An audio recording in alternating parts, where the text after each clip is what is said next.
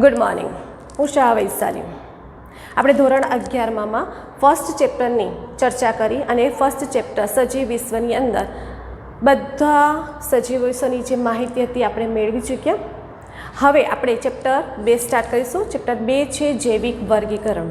એટલે કે આ જે ચેપ્ટર છે એ ચેપ્ટરની અંદર આપણે જે વર્ગીકરણ કર્યું, કયા વૈજ્ઞાનિકે વર્ગીકરણ પદ્ધતિ આપી, એના વિશે આપણે થોડોક અભ્યાસ કરીશું. હવે આપણને એવું થાય કે વર્ગીકરણ, તો આપણે પહેલાં ચેપ્ટરની અંદર પણ વાત કરી કે વર્ગીકરણ કોઈ એક સ્ટેપમાં થતી પ્રક્રિયા નથી. પછી આપણે તે એવું પણ કીધું હતું કે જ્યારે માનવ સંસ્કૃતિનો પ્રારંભ થયો, એટલે માનવીએ જન્મ લીધો અને માનવીએ પોતાના ખોરાક માટે, પોતાના આશ્રય માટે વર્ગીકરણ કરતો આવ્યો છે. પ્રકૃતિવિદો, જે પ્રકૃતિ વિજ્ઞાન છે, એ પ્રકૃતિ વિજ્ઞાનના પ્રકૃતિવિદો અને વૈજ્ઞાનિકો તો વર્ગીકરણનો ઉલ્લેખ કરતો જ આવ્યો છે. ગ્રીક સંહિતામાં પણ વર્ગીકરણનો ઉલ્લેખ કર્યો છે. ગ્રીક તત્વચિંતકોએ પણ વર્ગીકરણનો ઉલ્લેખ કર્યો છે. માનવ સંસ્કૃતિની વાત કરીએ તો માનવી છે, એ માનવી તો પહેલાંથી જ પોતાના માટે જ શરૂઆતમાં એને વર્ગીકરણ કર્યું હતું. એ વિશે પણ આપણે વાત કરી ચૂક્યા છે. ધીરે ધીરે વૈજ્ઞાનિકોએ ભાગ ભજવ્યો કે આ વર્ગીકરણ સજીવો શું છે, સજીવનું કેવી રીતે વર્ગીકરણ કરીએ. તો સૌ પ્રથમ આવ્યા એરિસ્ટોટલ.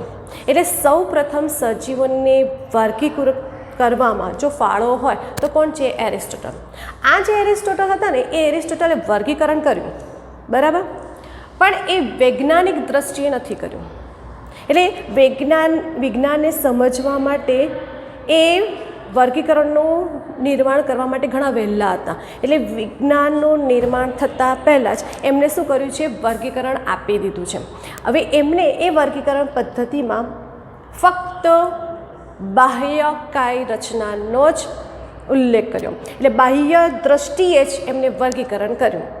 એમને વનસ્પતિ છે, એ વનસ્પતિને 3 જૂથમાં વર્ગીકૃત કર્યા.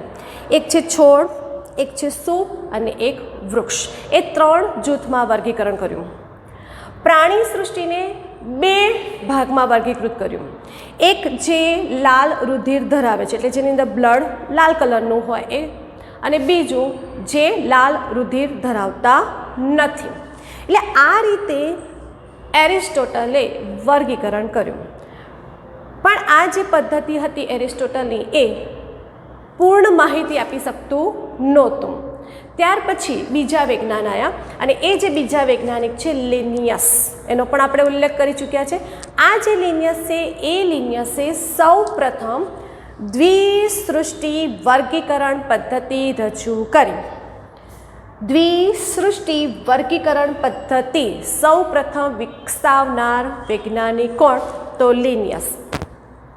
આ લિનિયસે 2 સૃષ્ટિ, એક વનસ્પતિ સૃષ્ટિ અને બીજું પ્રાણી સૃષ્ટિ, એ 2 સૃષ્ટિ રજૂ કરી.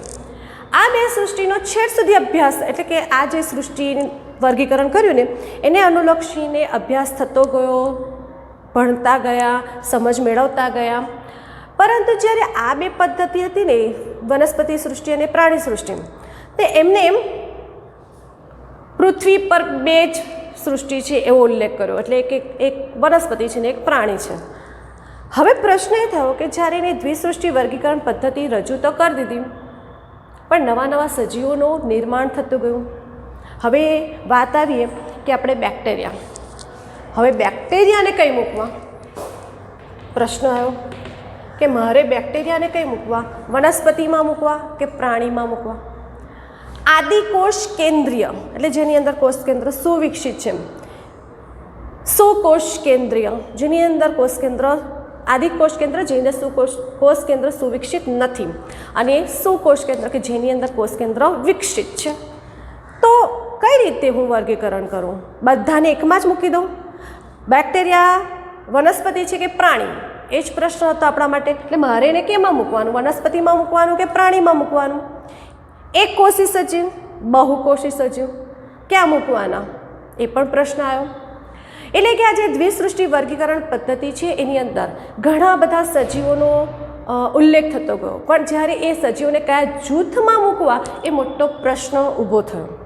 પાછું આ જે દ્વિસૃષ્ટિ વર્ગીકરણ પદ્ધતિ છે, એની અંદર નથી કોષનો પ્રકાર સમજાવો કે કોષ દિવાલ, કોષની રચના, તે ઉપરાંત પ્રજનનની પદ્ધતિ, પોષણનો પ્રકાર, ઉદ્વિકાસ્ય રચના કેવી છે એનો કઈ સમજ અનુભવાય નહીં, એટલે કઈ સમજ ના પડી કે કઈ રીતે એનો ઉલ્લેખ કરવો. એટલે આ જે દ્વિસૃષ્ટિ વર્ગીકરણ પદ્ધતિ છે એમાં ઘણા બધા પ્રશ્નો ઊભા થતા ગયા અને એને અનુલક્ષીને ઘણા બધા વૈજ્ઞાનિકો આવ્યા, ઘણા બધા વૈજ્ઞાનિકે પોતાના રીતે મંતવ્ય રજૂ કર્યા અને નવી નવી પદ્ધતિઓ, વર્ગીકરણની પદ્ધતિઓ લક્ષણોને આધારે રજૂ કરતા ગયા.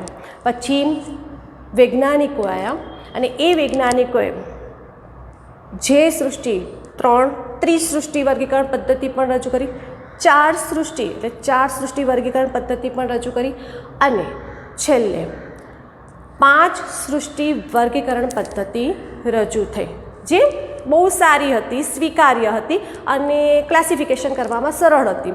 એટલા માટે લિનિયસે જે દ્વિસૃષ્ટિ વર્ગીકરણ પદ્ધતિ રજૂ કરી, શરૂઆત કરી અને એનામાં થોડાક સુધારા સાથે RH વિએટ કરાયા અને RH વિએટરે 1970ની અંદર 5 સૃષ્ટિ વર્ગીકરણ પદ્ધતિ રજૂ કરી.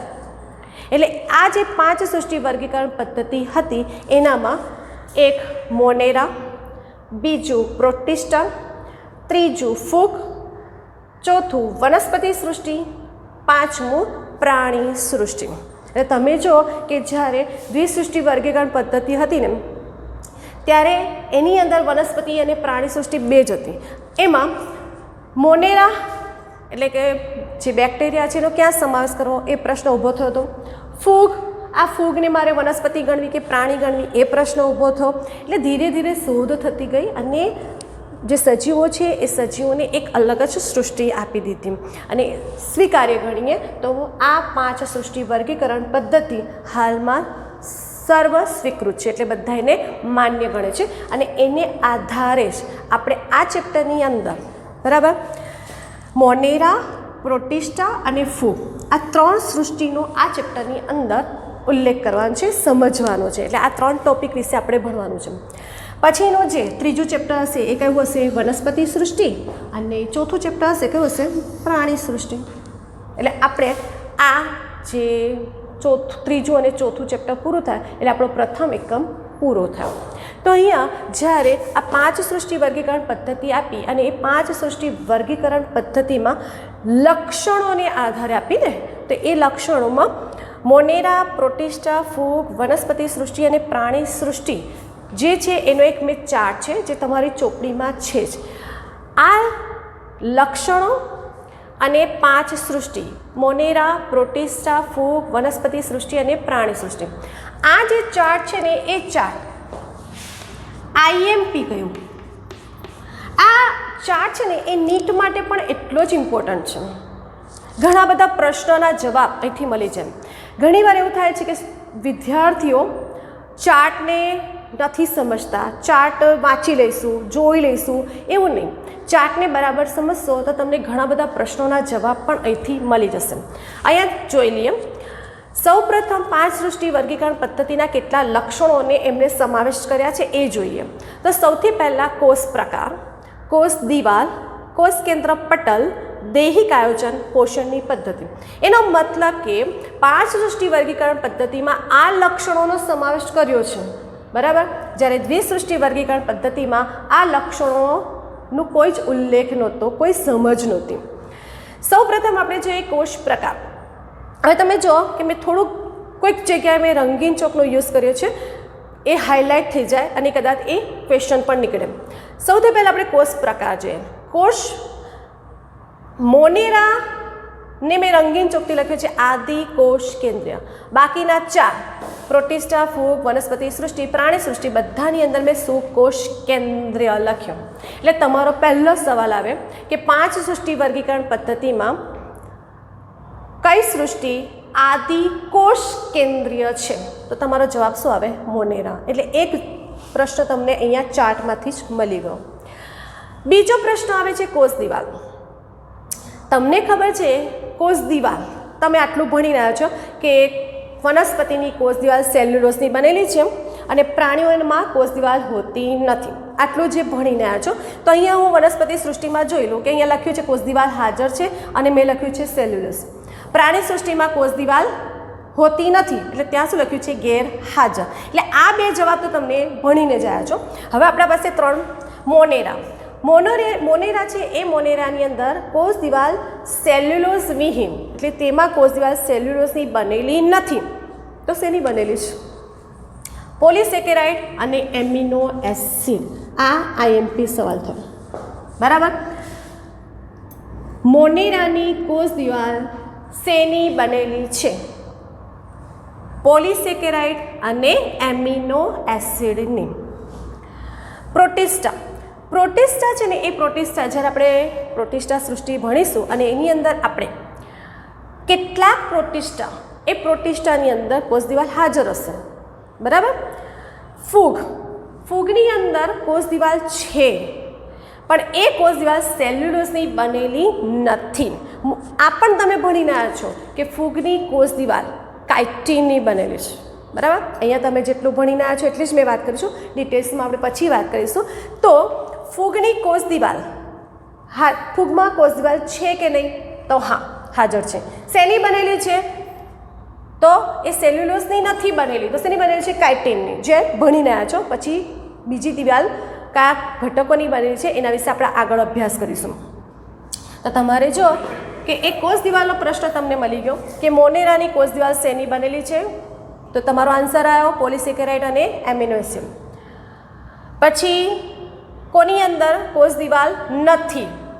તો પ્રાણી સૃષ્ટિ. પ્રાણીઓ કોષ દિવાલ ધરાવતા નથી. કોષ કેન્દ્ર પટલ. કોષ કેન્દ્ર પટલ. હવે તમને કોષ અને કોષની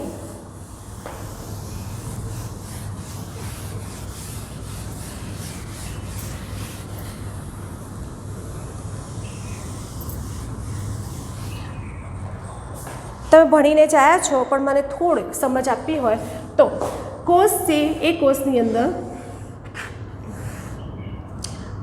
કોષ અને એની અંદર કોષ કેન્દ્ર પટલ. બરાબર. અને આ કોષ કેન્દ્ર પટલની અંદર કોષ કેન્દ્રિકા, કોષ કેન્દ્ર રસ ને આ થયું કોષ રસ. એની અંદર જનીન દ્રવ્ય DNA જેનો આપણે ઉલ્લેખ કરવાનો છે. તો આ થયું તમારું કોષ કેન્દ્ર પટલ. બરાબર.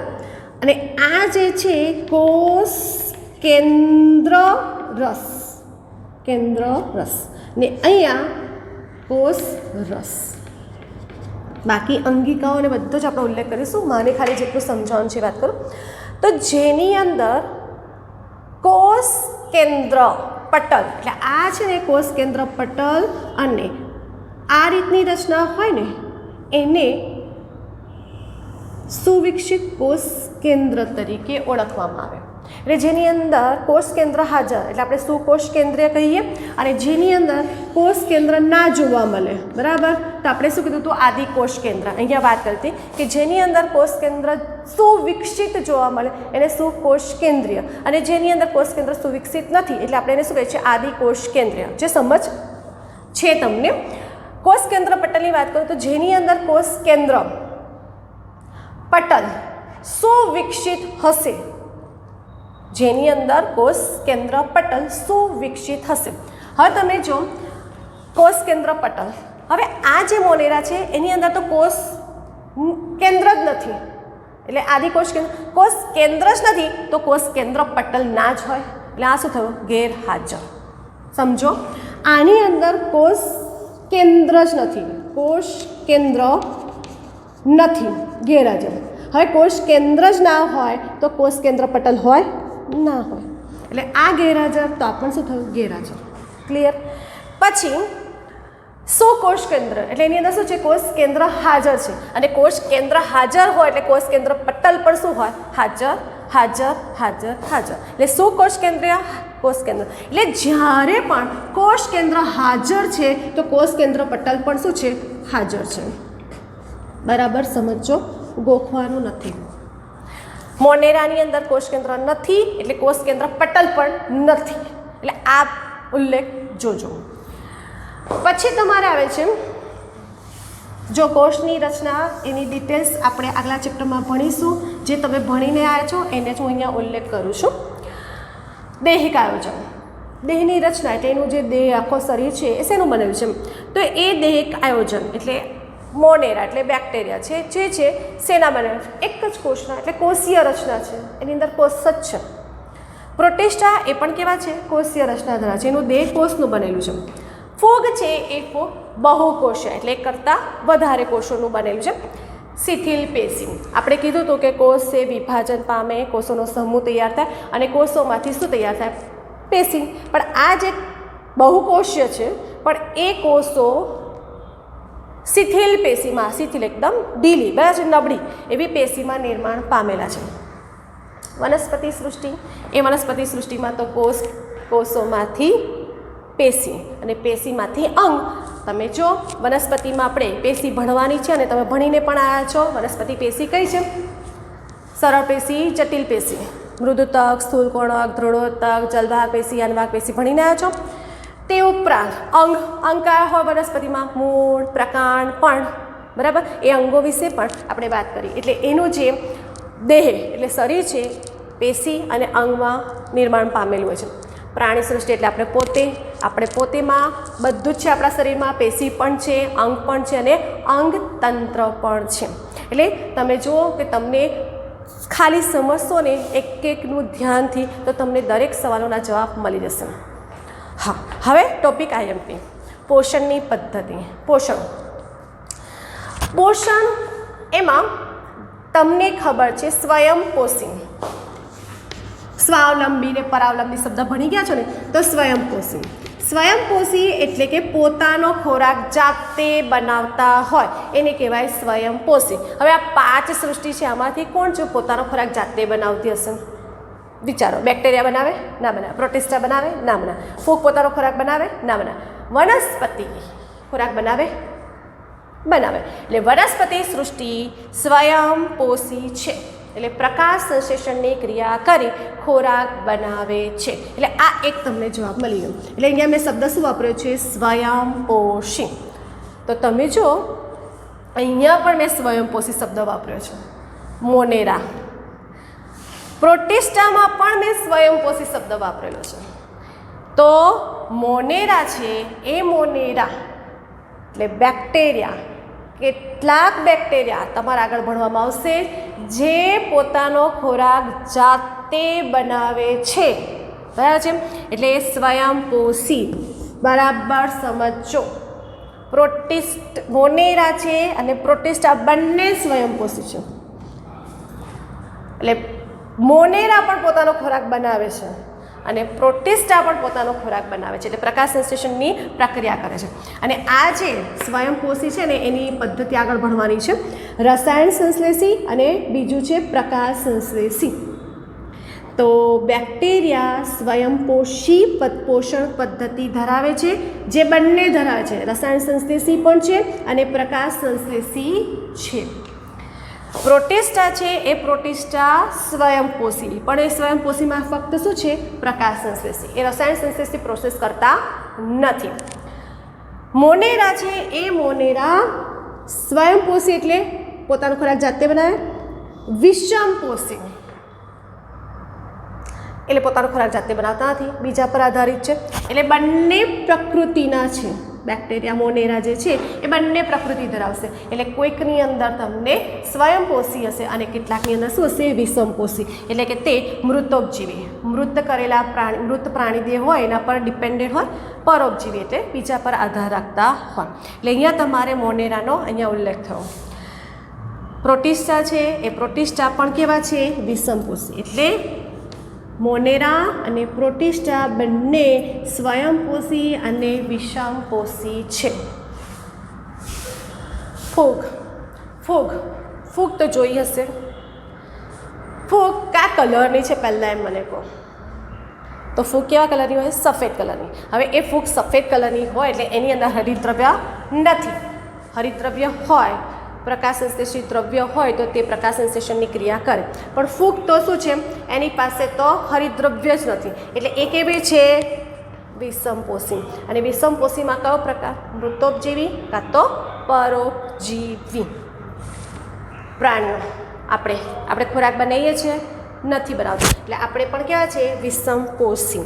અને એ વિષમપોષીને આધારે અહીંયા તમારે સમજવાનું છે હોલોઝોઇક પ્રાણીસમ અને બીજી મૃતોપજીવી, એવી ઘણી બધી. એટલે પ્રાણી સૃષ્ટિની અંદર હોલોઝોઇક પ્રાણીસમ પદ્ધતિ અને બીજી મૃતોપજીવી પોષણ પદ્ધતિ. તો તમે જુઓ કે આ ચાર્ટની અંદર તમને ઘણા બધા સવાલોના જવાબ તમને મળી જશે, એટલે જ આ આઈએમપી ક્વેશ્ચન છે. જો મોનેરા છે, મોનેરા સૃષ્ટિ આપણે ચાલુ કરીશું તો તમને 1 2 3 4 5 સેન્ટેન્સ તો અહીંથી જ મળી ગયા. સમજ પડી ગઈ? મોનેરા સૃષ્ટિ પરીક્ષામાં પૂછાય, બરાબર? તો અહીંયાથી તમને 5 સેન્ટેન્સ અહીંથી મળી જાય. અને તમે દેખો કે બધામાં મોનેરા વિશિષ્ટતાવાળું છે. મોનેરાની અંદર કોષનો જે પ્રકાર છે એ પણ વિશિષ્ટ છે, કોષ દિવાલ પણ વિશિષ્ટ છે અને પોષણની પદ્ધતિ પણ વિશિષ્ટ છે. તો અહીંયા તમારે 5 સૃષ્ટિ વર્ગીકરણ પદ્ધતિ પૂરી થઈ. અને આ જે 5 સૃષ્ટિ વર્ગીકરણ પદ્ધતિ છે એને બરાબર સમજવાની કોશિશ કરજો. એને અનુલક્ષીને ત્રિક્ષેત્રીય વર્ગીકરણ પદ્ધતિ આવી. ત્રિક્ષેત્રીય વર્ગીકરણ પદ્ધતિ રજૂ કરી અને એ ત્રિક્ષેત્રીય વર્ગીકરણ પદ્ધતિની અંદર વ્યુજ નામના વૈજ્ઞાનિકે 1978માં ત્રિક્ષેત્રીય વર્ગીકરણ પદ્ધતિ રજૂ કરી. અને એ જે ત્રિક્ષેત્રીય વર્ગીકરણ પદ્ધતિની અંદર આદિકોષ કેન્દ્ર અને સુકોષ કેન્દ્રને અનુલક્ષીને એને 3 ક્ષેત્રમાં વિભાજિત કરી. આર્કિયા ડોમેન, બેક્ટેરિયા ડોમેન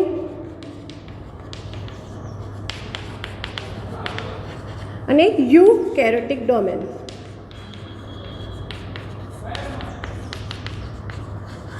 એટલે કે ત્રિક્ષેત્રીય વર્ગીકરણ પદ્ધતિની અંદર બેક્ટેરિયા છે એ બેક્ટેરિયાને એમને 3 જૂથમાં વિભાજિત કરી. આર્કિયા ડોમેન, બેક્ટેરિયા ડોમેન અને યુકેરિયા ડોમેન.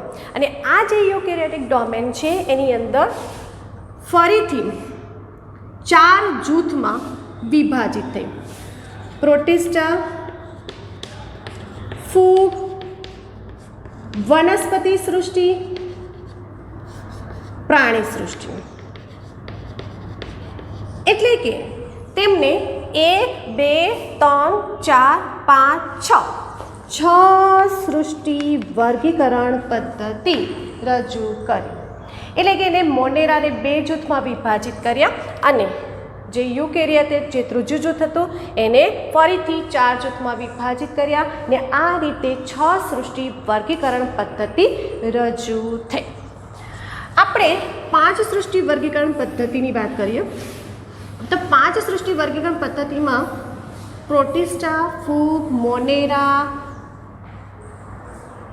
વનસ્પતિ સૃષ્ટિ અને પ્રાણી સૃષ્ટિની વાત કરીએ તો જ્યારે પહેલાં એટલે જે દ્વિસૃષ્ટિ વર્ગીકરણ પદ્ધતિ હતી એ દ્વિસૃષ્ટિ વર્ગીકરણ પદ્ધતિની અંદર ફૂગ, નીલ હરિત લીલ, બેક્ટેરિયા, મોસ, અનાવૃત બીજધારી વનસ્પતિ, આવૃત બીજધારી વનસ્પતિ, ત્રિઅંગી, દ્વિઅંગી બધાનો આપણે ઉલ્લેખ કર્યો હતો અને બધાને એમને એક સાથે સમાવિષ્ટ કર્યા હતા. પણ ધીરે ધીરે સમજ આપી તો જુઓ કે તે વખતે એને એક જની અંદર બધાનો સમાવેશ કર્યો હતો. આદિકોષ કેન્દ્ર અને સુકોષ કેન્દ્ર સજીવોને એક જ જૂથમાં મૂક્યા હતા. બધા વનસ્પતિ સૃષ્ટિમાં એમને સમાવેશ કર્યા હતા અને એમને આદિકોષ કેન્દ્ર હતું કે સુકોષ કેન્દ્ર સજીવો એને એક જૂથમાં મૂક્યા. પછી લીલની વાત કરીએ તો લીલ સુકોષ કેન્દ્ર છે, બેક્ટેરિયા છે આદિકોષ કેન્દ્ર છે, બંનેને એક જ જૂથમાં મૂક્યા. એક કોષી સજીવ હોય કે બહુકોષી સજીવ એને પણ એકમાં મૂક્યા. લીલ છે એ લીલ ક્લેમિડોમોનાસ એક કોષીય અને સ્પાયરોગાયરા બહુકોષીય, એમને પણ એમને એક જ જૂથમાં મૂક્યા. એટલે ધીરે ધીરે લક્ષણોમાં વિવિધતા આવી. ફૂગ છે એ ફૂગ લીલની કોષ દિવાલ આપણે કીધી સેલ્યુલોઝની બનેલી હોય અને ફૂગની કોષ દિવાલ કાઇટિનની બનેલી હોય છે. એટલે કોષ દિવાલને આધારે લક્ષણો અલગ પડતા ગયા અને તેથી એક નવી સૃષ્ટિ ફૂગનું નિર્માણ થયું. એટલે જે પહેલાંની પદ્ધતિ હતી એ પહેલાંની પદ્ધતિમાં થોડોક સુધારો થતો ગયો. બેક્ટેરિયા છે એના લક્ષણો અલગ થતા ગયા એટલે એને મોનેરા સૃષ્ટિમાં વિભાજિત કર્યા. ફૂગ છે એ ફૂગની કોષ દિવાલ જે કાઇટિનની બનેલી હતી અલગ હતી એટલે એક અલગ જ રચનાનું નિર્માણ કર્યું, ફૂગ સૃષ્ટિનું નિર્માણ કર્યું. તે ઉપરાંત પ્રોટિસ્ટા, તો પ્રોટિસ્ટાનું નિર્માણ કર્યું જેમાં એમને આદિકોષ કેન્દ્રીય અને સુકોષ કેન્દ્ર ધરાવતા સજીવોની વાત કરી. ક્લેમિડોમોનાસ, સ્પાયરોગાયરા, તે ઉપરાંત અમીબા અને પેરામિશિયમ. અમીબા અને પેરામિશિયમ તો ક્યાં હતા? પ્રાણી સૃષ્ટિમાં હતા. જ્યારે શરૂઆતના આપણે પ્રાણી સૃષ્ટિનું વર્ગીકરણ સમજીએ તે વખતે અમીબા અને પેરામિશિયમને પ્રજીવ સમુદાયમાં મૂક્યા હતા.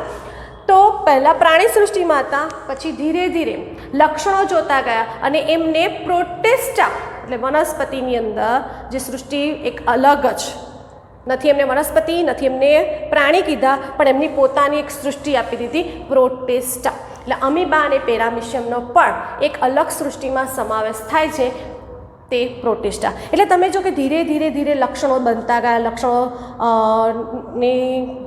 લક્ષણોની સમજ મળતી ગઈ, તેમ તેમ એમને એક અલગ જ સૃષ્ટિ આપતા ગયા અને એને આધારે ફૂગની સૃષ્ટિનું નિર્માણ થયું, પ્રોટિસ્ટા સૃષ્ટિનું નિર્માણ થયું અને મોનેરા. એટલે દ્વિસૃષ્ટિ વર્ગીકરણ તો કોણે આપેલી હતી? લિનિયસ આપેલી હતી ને, વનસ્પતિ સૃષ્ટિ અને પ્રાણી સૃષ્ટિ.